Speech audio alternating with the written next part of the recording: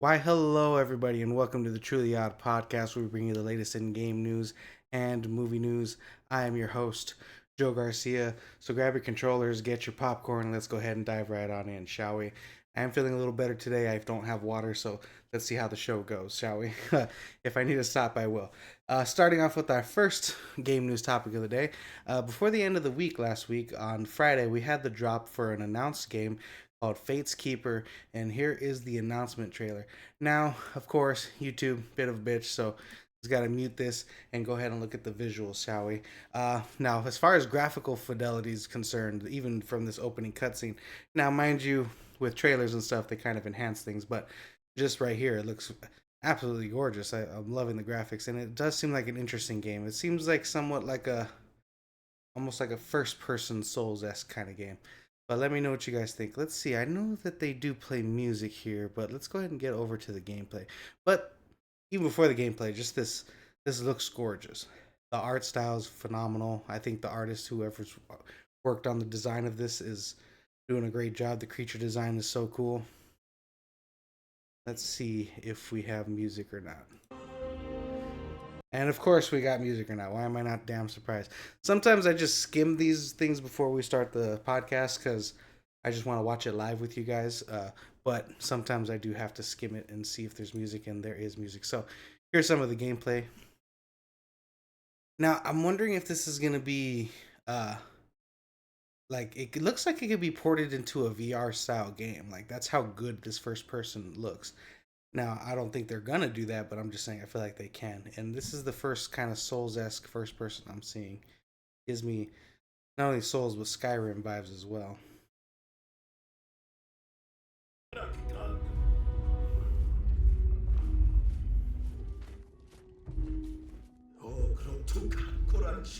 Forgive me, guys. I wish I could play all the audio, guys. But if you want to watch this on your own, the link will be in the description down below if you guys are interested in checking out more of this. But I think this is an awesome trailer. Looks pretty interesting game. I've never heard of it before. I've even seen this announcement trailer, and I'm loving the art style and the fighting mechanics so far. Like, look at that. That was awesome. Now, I don't have a VR, but if they found a way to make a game like this in VR, I would definitely be considering it. Wow, that looks so good. But that's enough of that. If you guys want to finish watching the rest of it, oh, hold on, let me just come to the end. It does look like it's a Steam game. I'm sure later on it'll come to consoles if it gets popular enough. But let me know what you guys thought of that trailer. Are you interested in seeing anything more about Fate's Keeper? And yeah, did you guys hope that it would be like a VRS game like I do? Hope they eventually convert it to that. Let me know what you guys think. Moving on to our next game news topic of the day. It looks like we got a final Black Ops 6 zombie overview. So let's go ahead and take a look at this trailer also. Again, YouTube, a bit of a bitch. Oop, sorry, YouTube, again, bit of a bitch. So if you guys want to check this out on your own, I'll have it linked in the description down below.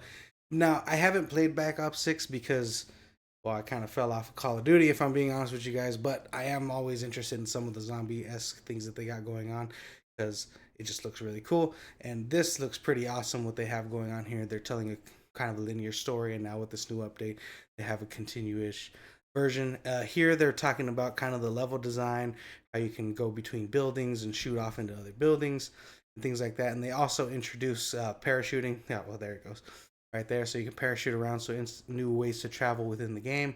And of course, they're also introducing a newer enemy, like this robot guy, buff guy, which we will see here shortly.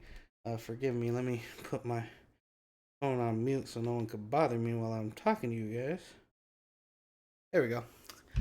So yeah, this guy, they're introducing this new enemy, and of course later as you fight this guy, he transforms and shoots out of his shell, and now he's a different enemy to fight, more of a thinner robotic creature to fight that one right there. So that's pretty cool that they have there. Also, they have new traps and turrets that you can set up and ways to upgrade them, like this one, for example. And of course, they're talking about their new, not ray gun, but their new gun that they have here. Two modes. This one, we're kind of does multiple explosions in one location, and the other one is going to be this green blast over here, where it's kind of a field of view and affects the zombies coming in. But yeah, you guys could go ahead and take a look at the rest of that if you're interested in checking it out. There's also an article kind of doing a bit of a breakdown if you guys are interested in hearing other details regarding this gameplay and stuff like that, and I'll have all that linked below. But I just think it's really cool what the Call of Duty is doing with the zombies, you know, and it's fine to have a little contrast between the the Battlefield 6, which is more realistic, more grounded, and it's something more fantastical when it comes to zombies and stuff like that. I would love to see Battlefield tackle something like that, zombies or something creative like that, waves of enemies. I'm really curious how they would end up doing it, especially with their gameplay mechanics and things like that. But let me know what you guys think in the comments down below. Oh, hold on one second, guys.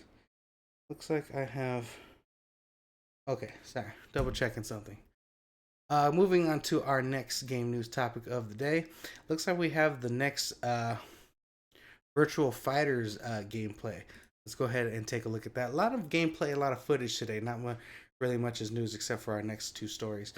So let's go ahead and take a look at this, shall we? If I remember, this one doesn't have that much music, so let's go ahead and take a look.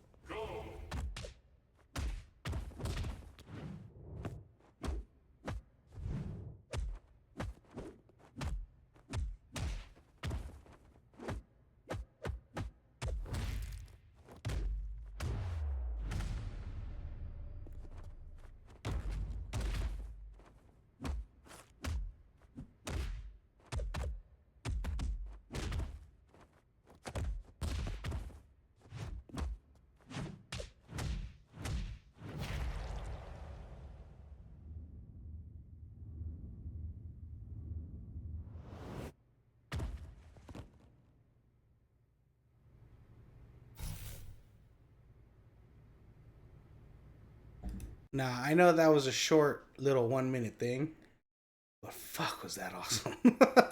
I don't know what you guys think, but I'm loving the way that the fighting is working. Actually, let me go back over here and look at some of the things that I really enjoyed about this fight. So some of this aspects right here, I think if I remember correctly, right there where she dodges and it kind of zooms in showing the dodge. I really like that aspect. Not to mention this final KO here. While it's not, of course, Mortal Kombat crazy, but getting that close up and imagery and the tooth and everything, just this image right here is so awesome. I love this, and I love the sound design too. The sound design in this trailer is really awesome.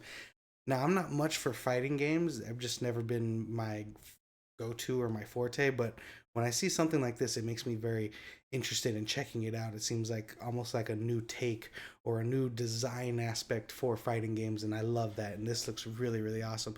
And I'm curious what you guys think about this. Let me know in the comments down below what you thought about this 1 minute Virtual Fighters trailer. Moving on to our next game news topic of the day. Now, here we have some big news regarding unionization in the game industry. It looks like Raven Studios, or sorry, Raven Software, has been the first company, from my understanding, to unionize for QA unionization in the company. Now, there was a lot of issues going on back since 2001, where QA members for Activision Blizzard went on strike, and they've been fighting for unionization ever since. I believe it got approved back in like after they got acquired by Xbox and stuff. Things got approved, but they have been going through negotiations, and it looks like we finally have the negotiation. We don't have all the details for that. Hopefully, that comes out later. But after a long battle for QA unionization, they finally got the first company to do so. So hopefully, this is good things to come for unionizing. Now, unionizing is both a good and bad thing. It's good for the QA members of the game industry, because if you don't know QA is not really looked up as highly as developers. They're kind of disposable. Some people in the industry call QA people lifers, where they're just going to stay there for the rest of their life, and there's not really much they can do as far as progressing their career, you really have to try very hard to progress in your job out of QA into something else. Really push yourself. But as far as typical normal growth, what they do is they bring on a bunch of QA guys and then they just lay them all off as the game is released. And a lot of QA guys know that, and that's just kind of the flow for QA. So, with this being said, now that they're being unionized, it's going to guarantee them a 10% wage increase over the next 2 years. They get, benefits, layoff protections, and things of that sort. So, this is going to be really good for QA.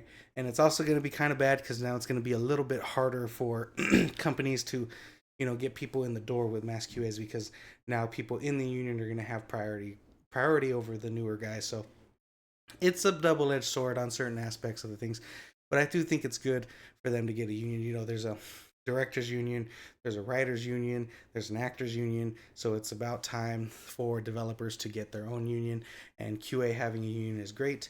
And hopefully they can get to the point where they're on the level of the writer strike, actor strike, and things like that, so we can really demand what QA needs for their jobs and things like that. And same for developers and anyone else. But let me know what you guys think about this topic. Do you even care about unionization in the video game industry? I think it's a great idea, but let me know what you guys think in the comments down below. Moving on to our next game news topic of the day. This is regarding Silent Hill F's combat. It looks like there might be some concern for fans, I guess. So from my understanding, it looks like some people got a chance to play the game and they kind of broke it down, and it seems, I guess, the title or what they're going with is kind of a Souls-esque type of combat where there is um, an endurance meter and things like that, and the weapons you use can break over time. And not only with the stamina meter is kind of set so like it goes down, the stamina bar goes down really quickly and it takes a while to revive. Now, I guess people are complaining about that. It causes you to run away from a lot of bosses. You can't really fight bosses, but this is a Silent Hill game, so you're not really supposed to fight the bosses. You're supposed to run away for the most part. It's more of a horror-esque game, so I'm very curious what the aspect is of this. From my understanding and from what I'm getting of this, it's kind of designed that way so you can still fight back and still, run away, but also you shouldn't be, going hand-to-hand combat with them unless the game design actually has you doing that. Now, I haven't had my hand on it, so I don't know how they're going to really do that, but I don't think it's really cause for concern, and here's why. When this game is released, even though the combat is just set in its ways on initial release, once fans get their hands on it and have their own input, things will be changed and subject to change as things go along. So the developers will see a lot of people maybe having difficulty fighting bosses, difficulty getting past certain parts, and that being said, they'll be sure to make changes and updates so you can get past that with the stamina, with the fighting. So things are going to be good in that aspect. But I think this kind of a game is more story driven, horror-esque, so I don't think you really want to focus on a lot on the combat aspects of your gameplay necessarily. But we'll have to wait and see what happens when the game is released, of course, and look for updates as things go along. But let me know what you guys think. Are you worried about this combat style? Are you saddened to hear that it's kind of Souls-like? Or does that make you a little more excited, and hopefully they can expand on that and make it even better? Let me know what you guys think. And that does it for our game news topics of the day, guys. We're going to go ahead and move on to our movie news topics, and a lot of these first two stories are regarding box office. So let's first get into our box office results for this past weekend. And this past weekend, we're looking at the top 10 movies at the box office are as follows. And let me refresh this page because we'll probably get the exacts now that time has passed. Okay, cool. It looks like Fantastic Four First Steps has had a significant drop from week 1 to week 2 with $38.6 million, that being a 67% drop in its weekend 1 to weekend 2 box office. We had the debut of The Bad Guys 2 with $21.9 million and The Naked Gun with $16.8 million. We have Superman at $13.7 million. Jurassic World Rebirth at number 5 at 8.7. Together at number 6 with 6.7. Now, if I'm not mistaken, this is Together's first weekend at the box office as well. So that came in at a pretty low number there. F1 sitting at number 7 with $4.1 million. I Know What You Did Last Summer making another 2.6. Smurfs at number 9, making it 1.8, and How to Train Your Dragon making an additional $1.3 million at the weekend box office. Now, the one we want to focus on right now is also Fantastic Four First Steps. Seeing it did pretty much take a big dip at the box office from weekend 1 to weekend 2, as you can see here. More than 50% drop. You want to look at with movies being released, you want to get at least a 50% drop from weekend 1 to weekend 2, and it seems that this has done more than that, which makes a lot of sense. Seeing as people came out to drop it, but this isn't looking good because we want this movie to do well, especially for the MCU leading into Doomsday and Spider-Man and things of that sort. But worldwide, it's sitting at $367 million. The other thing we want to look at currently is The Naked Gun. While it didn't do great at the box office with 16.8 million, it's not a horrible number as well, because worldwide it's sitting at 28.3 million. It didn't open up in all territories, and also we're not sure when the initial results for the international box office are going to come in. But this movie's reported budget is $42 million. So while it is a pretty high budget, it's already made half their budget back within the first weekend. Within the next 2 or 3 weekends, it'll guarantee to probably surpass its budget and make its money back. Break even point will probably happen around the 42s to around the 60 to $70 million mark. So if this movie gets to the $100 million mark, that's pretty good. Not great, but not horrible. So right now we'll see where Naked Gun does, but I think it's initially good start for its first weekend at the box office. But let me know what you guys think about the weekend box office in the comments down below. Oh, also before we continue forward, it looks like Superman has been the first DC movie since, if I'm not mistaken, what was the movie? Was it Wonder Woman? No, since Shazam, to make money at the box office. It looks like it's past the break-even point, and now they're finally into the making money point for this movie. So the studios, I'm sure, happy with that, since they haven't really made money off the DC movies since the first Shazam movie. So congratulations to them on that. Moving on to our next movie news topic of the day. It looks like F1 has become Brad Pitt's highest grossing film worldwide of all time. So let's go ahead and take a look at this article. They talk about other things in this article regarding box office. So if you guys are interested in that, you can go ahead and do that. But as of right now, F1 is what we want to focus on and talk about, and that is currently sitting at $545.6 million worldwide, making Brad Pitt's highest grossing film of all time, surpassing World War Z.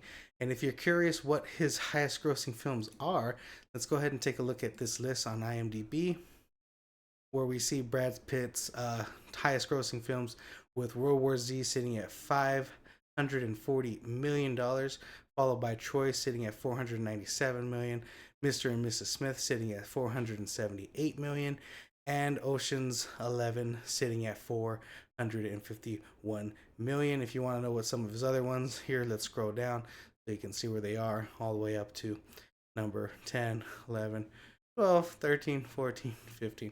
He's had a lot of movies in his career, so if you're interested in checking out what all the movies are, I'll have it listed in the description down below. But congratulations to F1 for surpassing World War Z for Brad Pitt's highest grossing film of all time. Hopefully, now that it's gotten past this point, while they did have a very high budget for the film, hopefully this means we're able to get that Tom Cruise and Brad Pitt team up movie that they were teasing, which would be really, really awesome. Let's go ahead and move on to our next movie news topic of the day. So if you guys haven't heard, there is a YouTuber by the name of Chris Stuckman who does a lot of reviews. He's a very popular YouTuber for reviewing films on YouTube, and he has finally made his first feature film with Shelby Oaks, and we finally have the trailer. Now, sadly, YouTube's a bitch, so I can't show you guys the trailer. But if you like Chris Stuckman and you heard of him, I highly recommend you guys go ahead and check out this trailer. It looks pretty interesting. It seems like an interesting, creepy story. Just a quick breakdown.